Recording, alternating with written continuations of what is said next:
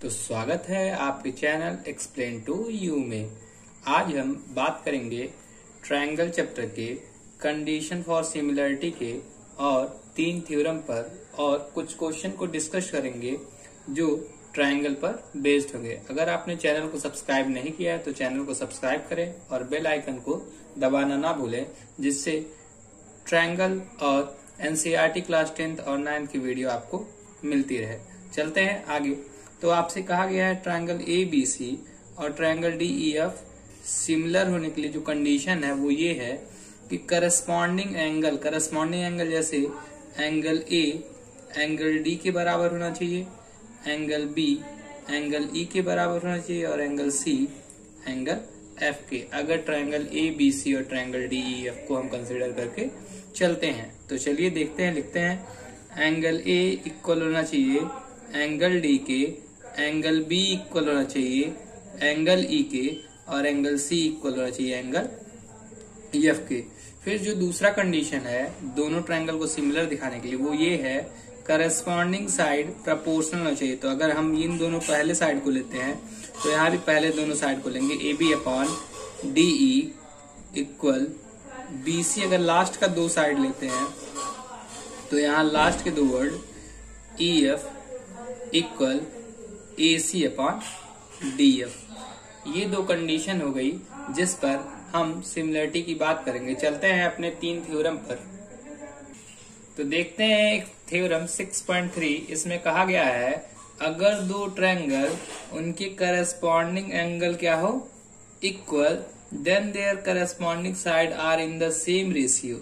अगर कोई 2 ट्रायंगल जो यहाँ पे दिए गए हैं ट्रायंगल ABC और ट्रायंगल DEF उनके करस्पॉन्डिंग एंगल अगर इक्वल हो जाए तो उनके जो करस्पॉन्डिंग साइड है वो सेम रेशियो में होंगे और 2 ट्रायंगल आपस में तब सिमिलर होंगे। इसका क्या मतलब होगा, जैसे ट्रायंगल ABC ट्रायंगल DEF लिया गया है तो अगर आपको ये मिल जाए कि एंगल A एंगल D के बराबर, यानी ये वाला एंगल इस एंगल के बराबर, एंगल B एंगल E के बराबर, यानी ये वाला एंगल इस एंगल के बराबर और एंगल C जो है वो एंगल F के बराबर हो जाए। यहाँ एंगल C है वह किसके बराबर हो जाए, एंगल F के। तो हम कह सकते हैं कि जो ट्रायंगल ABC है वह सिमिलर होगा ट्रायंगल DEF के। ये सिमिलर का नोटेशन होता है, इस तरह से सिमिलर को दिखाते हैं। मैं एक बार रिपीट कर रहा हूँ, इस तरह से सिमिलर को डिनोट करते हैं। चलते हैं एक थ्योरम 6.4 पर। थ्योरम 6.4 में कहा गया है कि इफ 2 ट्रायंगल्स, अगर आपको 2 ट्रायंगल दिए गए हो और उनके जो साइड है वो क्या हो, प्रोपोर्शनल हो। इसका मतलब क्या गिवन है, AB अपॉन DE बराबर BC अपॉन EF बराबर AC अपॉन DF। अगर आपको ये गिवन हो यानी तीनों जो करस्पॉन्डिंग साइड हैं वो आपस में क्या हो, प्रोपोर्शनल हो, तो जो ट्रायंगल ABC है वह सिमिलर होगा ट्रायंगल DEF के। इसे यस के नाम से जानते हैं, side side side similarity criteria. अगर आपको ये साइड इसके प्रोपोर्शनल मिल जाए, दूसरा साइड दूसरे साइड के प्रोपोर्शनल और तीसरा साइड तीसरे साइड के प्रोपोर्शनल, तो हम कह सकते हैं कि ट्रायंगल ABC जो है ट्रायंगल DEF के क्या होगा, सिमिलर होगा। ठीक है। और अगर 2 ट्रायंगल आपस में सिमिलर हो गए तो हम लिख सकते हैं उनके जो करस्पॉन्डिंग एंगल है वो क्या होंगे, equal. Angle A angle D के बराबर हो जाएगा, एंगल B एंगल E के बराबर हो जाएगा और एंगल C एंगल F के बराबर हो जाएगा। चलते हैं थ्योरम 6.5 को देखने के लिए। चलते हैं थ्योरम 6.5 पर, जो कि हमारा है SAS सिमिलरिटी क्राइटेरिया। इसमें क्या होगा, हम 2 फिगर कंसिडर करेंगे। एक होगा ट्रायंगल ABC और दूसरा जो ट्रायंगल होगा वो होगा DEF। यहाँ पे कहा गया अगर आपको किसी 2 ट्रायंगल, एक ट्रायंगल का एक एंगल और एक angle of a triangle is equal to 1 angle of other triangle and side included these angle are proportional, तब दो ट्रायंगल आपस में सिमिलर होंगे। तो मैं इस थ्योरम को एक्सप्लेन करता हूं, देखिएगा। Triangle A B C and triangle D E F, अगर आप ट्रायंगल ए बी सी और ट्रायंगल डी ई एफ को लेके चल रहे हैं और आपने एक एंगल कंसिडर किया, एंगल ए एंगल डी के बराबर है, एंगल ए किसके इक्वल है, एंगल डी के, तो यहां से हम लिखेंगे एक एंगल, और जो एंगल दो वर्टेक्स दो साइड से मिलकर के बना हुआ उनका करस्पॉन्डिंग रेशियो, यानी ए बी अगर ये लिया जा रहा है तो यहाँ पर D E is equal to A C upon D F, ठीक है। यानी ये वाला साइड और ये वाला साइड, इनका जो वैल्यू हुआ, यानी एक एंगल और उससे सटे हुए यानी एडजेसेंट जो साइड हैं उनका जो रेशियो होगा वो हमें कौन से थ्योरम में मिलेगा, यस ए यस। तो आपने 3 थ्योरम पढ़ा जिसकी मदद से हम सभी सिमिलरिटी को प्रूफ करने के लिए चलेंगे। पहला थ्योरम था ए सिमिलरिटी क्राइटेरिया, यानी angle angle angle similarity criteria. फिर आपने पढ़ा yes yes yes similarity criteria, side side side similarity criteria, और एक लास्ट है यस ए यस सिमिलरिटी क्राइटेरिया। इन तीनों क्राइटेरिया की मदद से हम क्वेश्चंस को सॉल्व करेंगे। तो चलते हैं क्वेश्चंस को, कुछ क्वेश्चंस को आज के लेक्चर में सॉल्व करेंगे। चलते हैं पहले क्वेश्चन पे। यहाँ दिया है पी क्यू पैरेलल है आर एस के, अगर ये लाइन इसके पैरेलल है तो हम कह सकते हैं यह पी एस जो है वह एक ट्रांसवर्सल का काम कर रहा है, तो एंगल ये जो होगा वह इसके इक्वल होगा, एंगल ये जो होगा वह इसके इक्वल होगा। और ये कैसे एंगल है, अल्टरनेट एंगल है, तो इक्वल हो जाएंगे दोनों लाइन पैरेलल होने की वजह से, जो कि क्लास 9 में आपने पढ़ रखा है। और ये एंगल जो तीसरा है वह इस तीसरे एंगल के बराबर हो जाएगा वर्टिकली अपोजिट एंगल की मदद से। तो देखिएगा जो हमें प्रूफ करना है वो हमारा काम हो जाएगा। तो हम लिखेंगे in triangle P O Q and triangle S O R. P O Q में अगर हम बात करें तो एंगल पी जो है वह एंगल एस के बराबर हुआ, एंगल पी ओ क्यू जो है वो एंगल एस ओ आर के बराबर इसलिए हुआ क्योंकि वो वर्टिकली अपोजिट एंगल है और यहाँ ये अल्टरनेट एंगल है। फिर हम बात करें एंगल क्यू जो है वो एंगल आर के इक्वल होगा क्योंकि वो भी अल्टरनेट एंगल होगा। अगर आपको 3 एंगल मिला है तो इसके पहले जैसा कि आपको समझाया गया था, अगर आपको 2 फिगर में 2 ट्रायंगल में तीनों एंगल मिले तो आपको कौन सी सिमिलरिटी लगानी है, ए सिमिलरिटी क्राइटेरिया। तो यहाँ पर ए सिमिलरिटी क्राइटेरिया से ट्रायंगल पी ओ क्यू जो है वह सिमिलर हो जाएगा ट्रायंगल एस ओ आर के। चलते हैं नेक्स्ट क्वेश्चन पर, चलते हैं दूसरे क्वेश्चन को सॉल्व करने के लिए। तो यहाँ आपको दिया गया, आपको ऑब्जर्व करना है और उसके बाद फाइंड आउट करना है एंगल पी की वैल्यू। यहाँ पर अगर आप देखें तो दोनों ट्रायंगल ए बी सी और आर क्यू पी में आपको तीनों साइडें गिवन है। तो आप यहाँ से सबसे पहला काम करेंगे रेशियो निकालने का। तो देखेंगे 3.8 यहाँ पर और 7.6, तो पहला काम होगा A B upon R Q निकालने का। ए बी की वैल्यू है 3.8 और आर क्यू की वैल्यू 7.6। ऊपर नीचे डिवाइड के न्यूमरेटर और डिनोमिनेटर में मिला 1/2। फिर हम चलते हैं ए सी और आर पी को लेकर के, तो यहाँ लिखेंगे ए C upon R P equal, ए सी की वैल्यू 3√3 और यहाँ आर पी की वैल्यू इतनी, तो यहाँ से वैल्यू होगी 1/2। फिर हम कैलकुलेट करने चलेंगे बचे हुए साइड को, B C upon Q P. अगर B C upon Q P की बात करें 6/12, इसकी भी वैल्यू 1/।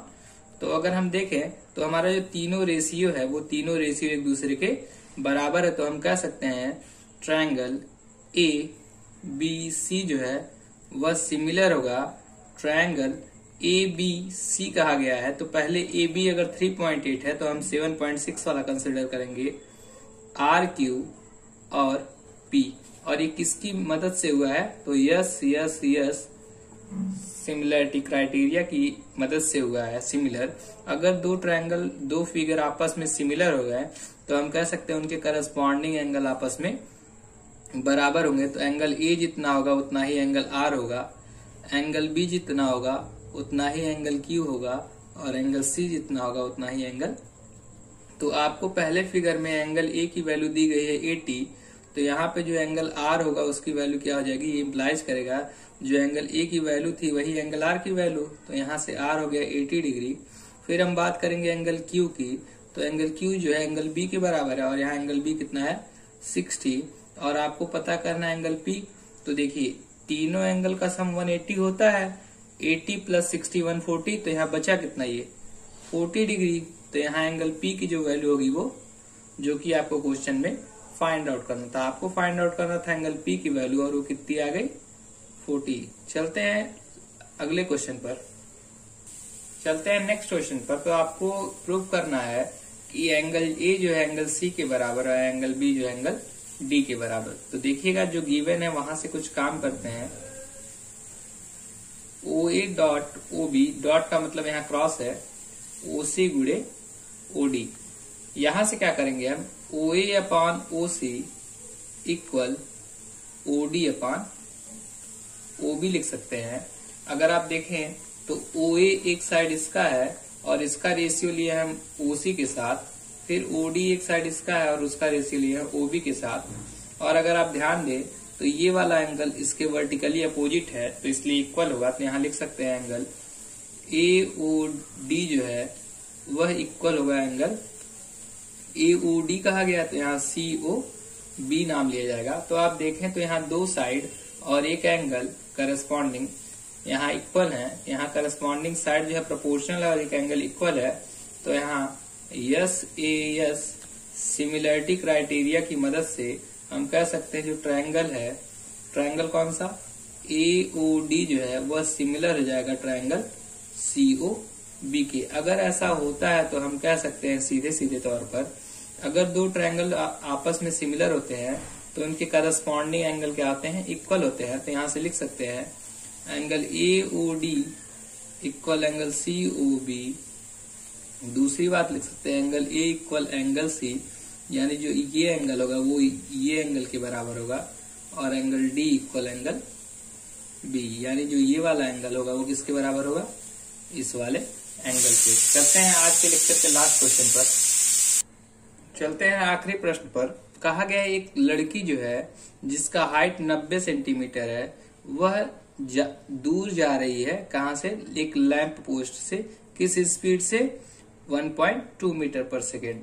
तो यहां से देखिएगा, यहां से यहां तक लड़की पहुंची है कितने सेकंड में, 4 सेकंड में। स्पीड थी 1.2 मीटर पर सेकेंड और उसे लगा कितना समय, 4 सेकंड। तो जो दूरी होगी ईसी की वो क्या होगी, देखिएगा जो ईसी से दूरी होगी, यहां लिखेंगे distance, distance EC equal 1.2 into 4, तो हमें मिला 4.8 मीटर। लेकिन सभी यूनिटें सेंटीमीटर में कन्वर्ट की गई हैं, इसलिए इसे भी कन्वर्ट करेंगे तो हमें मिलेगा 48 सेंटीमीटर। ठीक है, यहाँ पे 48 सेंटीमीटर आ गया।